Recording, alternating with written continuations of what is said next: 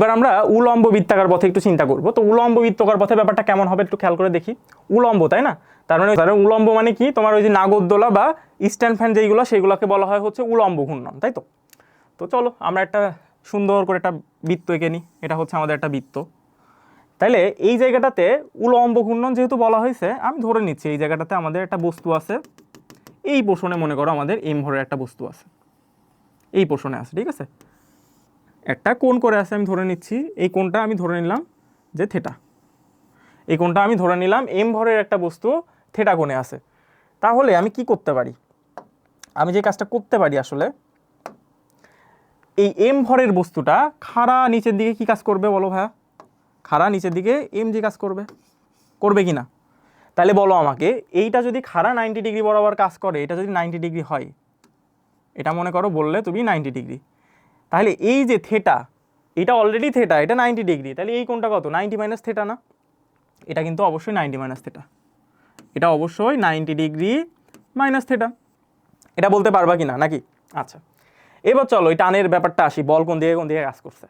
প্রথমত এম ভরের বস্তু কোন দিকে কানেক্টেড? কেন্দ্রমুখী বরাবর। তার মানে এই কেন্দ্রমুখী বরাবর কিন্তু একটা টান বল কাজ করছে, এটা হচ্ছে আমরা ধরে নিচ্ছি টি, তাই তো? আর ঘূর্ণনের সময় কি, এটা কোন দিকে কাজ করছে? কেন্দ্রবিমুখী বলটা এই যে এই বরাবর কাজ করছে, আমি ধরে নিচ্ছি এম ভরের বস্তু যেহেতু, তাহলে কাজ করছে হচ্ছে এম ভি স্কোয়ার ভাগ আর, তাই তো? আচ্ছা, এইবার দেখো এই যে আমি বললাম এই জায়গাটাতে 90 মাইনাস থিটা কাজ করছে, এটা কার উপাংশ? এম জি এর উপাংশ কিনা? তাইলে দেখো আমি একটা কথা লিখতে পারি না, এই জায়গাটাতে আমাদের আরেকটা বলও কাজ করছে, যেটা কিনা আমরা লিখতে পারবো এম জি কস 90 মাইনাস থিটা। এখন কস 90 মাইনাস থিটা মানে কি? সাইন থিটা না? কস 90 মাইনাস থিটা মানে কি বলো?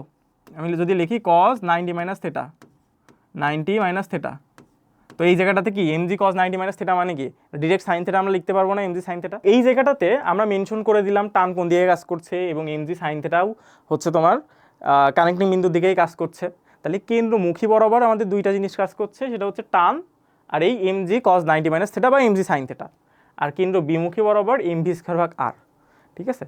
তো আমি যদি ধরে নিই যে আমাদের পরিধির উপর আসলে লব্ধি বলটা শূন্য, তার মানে আমি বলতে পারবো না যে এই বলটা আর এই বলটা কি হবে, সমান থাকবে, এটা আমরা বলতে পারবো। তাহলে আমরা এখান থেকে একটা কথা কিন্তু বলতে পারি যে টি প্লাস এই এম জি সাইন থিটা, যেটা M G sine theta equal to আমরা কি লিখতে পারবো বলো তো ভাইয়া? ইকুয়াল টু আমরা লিখতে পারবো হচ্ছে এম ভি স্কোয়ার ভাগ আর। তাহলে এই জায়গা থেকে আমি টি সমান সমান কি লিখতে পারবো? টি সমান সমান আমরা লিখতে পারবো হচ্ছে এম ভি স্কোয়ার ভাগ আর minus M G sine theta, minus M G sine theta. এটা লিখতে পারবো কি না? তাইলে আমার কিন্তু এই টি এর মানটা কিন্তু আমি এখন যে কোনো বিন্দুতেই এই সূত্রটা ব্যবহার করে কিন্তু আমি করতে পারবো। এই সূত্রটা ব্যবহার করে আমি যে কোনো বিন্দুতে কিন্তু আমি টান নির্ণয় করতে পারবো। সেটা কোন ক্ষেত্রে?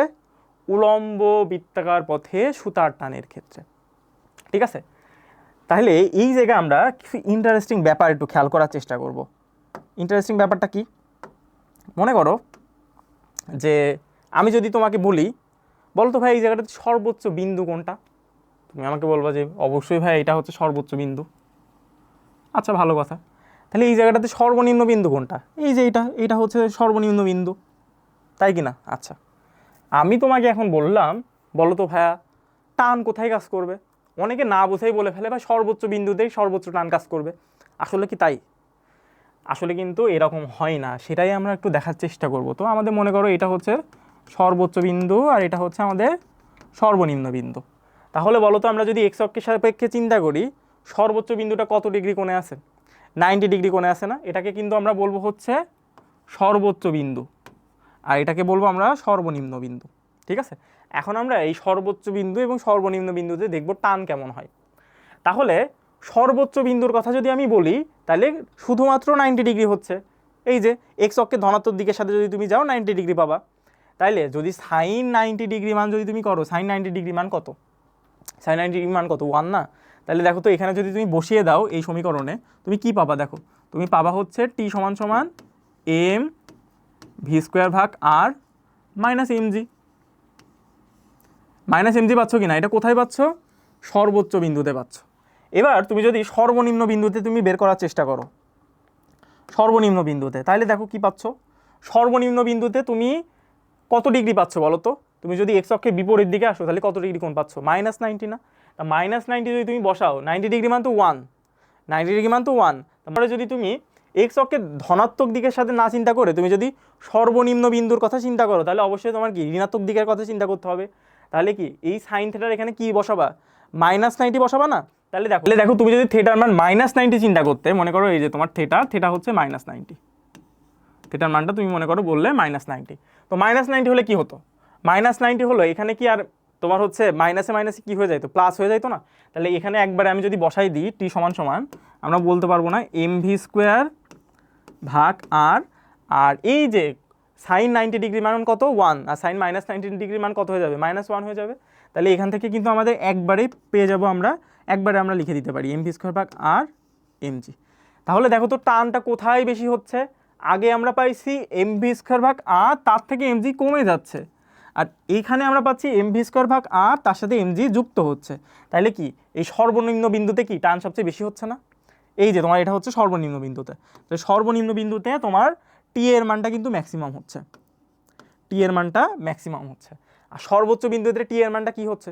মিনিমাম হচ্ছে কিনা? তাহলে সর্বোচ্চ বিন্দুতে তোমার টি এর মানটা হচ্ছে মিনিমাম। ঠিক আছে, এই দুইটা জিনিস কিন্তু তুমি আর ভুলবা না। ঠিক আছে, তাইলে সর্বোচ্চ বিন্দুর টান বললে অবশ্যই হবে সর্বনিম্ন পয়েন্টে যে টানটা হয় সেটা, আর যদি তোমাকে বলা হয় সর্বনিম্ন টান, সেটা হবে সর্বোচ্চ বিন্দুতে, যেটা কিনা mv² ভাগ r মাইনাস mg। ক্লিয়ার?